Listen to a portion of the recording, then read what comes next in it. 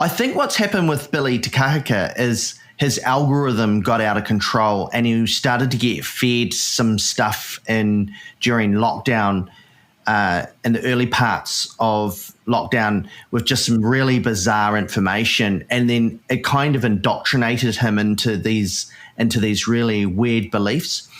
So I'll give you some background with what's happened with Billy.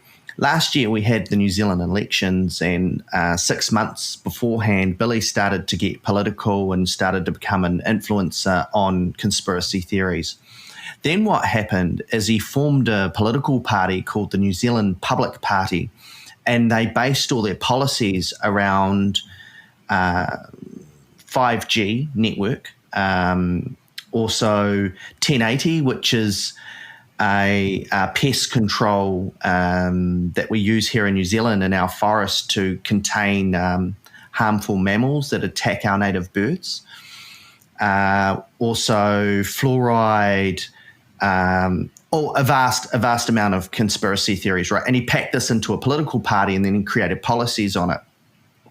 Then what happened, there was another politician that had been ostracized from the National Party called Jamie Lee Ross.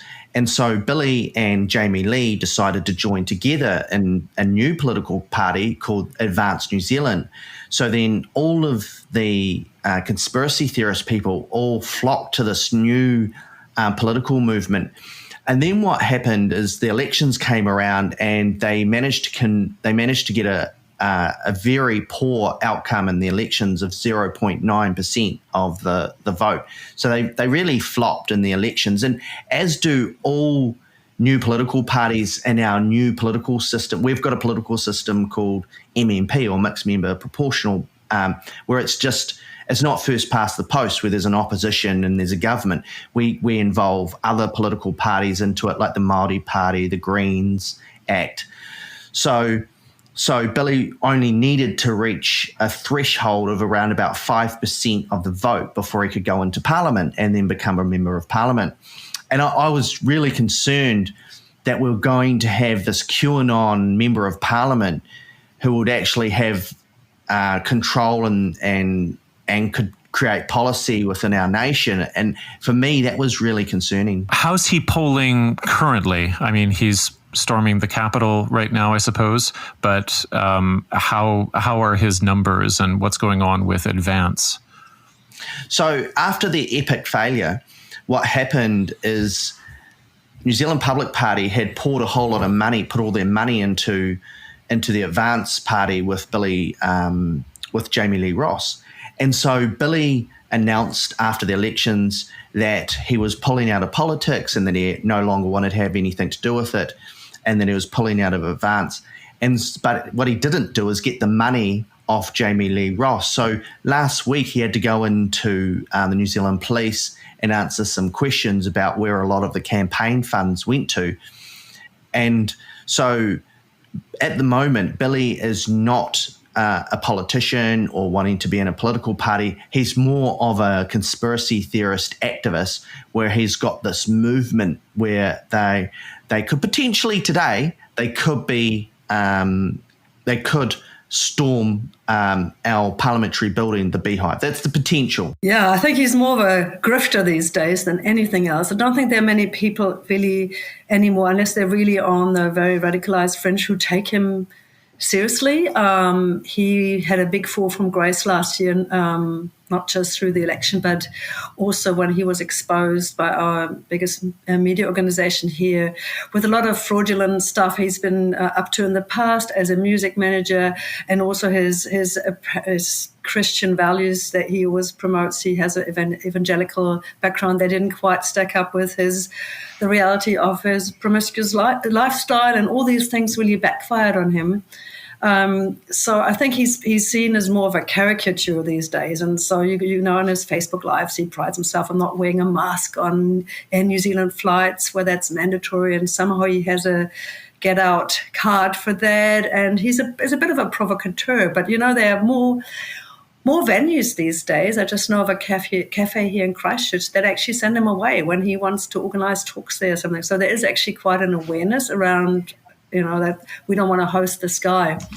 And so, because we've talked so much about Billy Te Kahika, I'd like to introduce another big puppet on the conspiracy theme of Aoteoroa. That's actually Sue Gray, and she's the white counterpart with a lot more credibility because she's a lawyer and she actually still has a party. She's the co-founder of the Aoteoroa Party.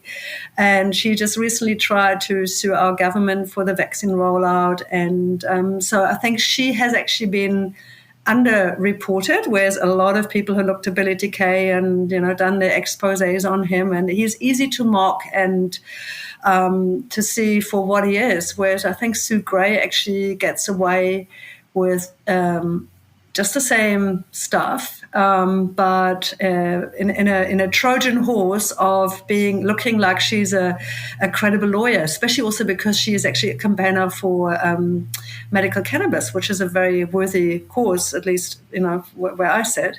And she has sued the government to halt or to delay the vaccine rollout. Is that her point? Yeah, well, there was a loophole which through her lawsuit has actually been, it's actually in a way maybe that was beneficial that loophole has been closed, to which it was an old basically to roll out the vaccines as fast as they do here at the moment, that the government had to go through through an act that wasn't. Oh my God, I'm probably out of my depth trying to explain the lawsuit to you. The long and short of it is that it didn't lead to the government stopping the vaccine rollout, but that's what she wanted. But it did expose that there is a loophole and that needs to be fixed, so that in general, maybe how legislation for medication goes about should be done differently. Yeah. But she's on a mission, this woman, that's for sure. In thinking about returning to this unlikely alliance between Maori influencers and white supremacists, the one tie-in I can think of brings me back to my own understanding of early 20th century European fascism and its appeals to all things natural and of the earth, and Germans' fascination with purity of the land and its capacity to heal the folk. Is that a possible crossover that in some ways white supremacists are continually appealing to the power of their connection with wherever they feel they belong, and the ability of the earth to support them? Do they find common cause, or are they at least willing to use indigenous sentiments and affiliations that way? In my view, I think white supremacists like Kyle Chapman, I think what their objective is to kill as many people of colour by getting them to suicide themselves through avoiding taking the Pfizer vaccine. So I think his objective is to convince enough Māori people by working with Māori that the Pfizer vaccine is a nanobot kind of takeover of your body where Bill Gates will control you. Yeah.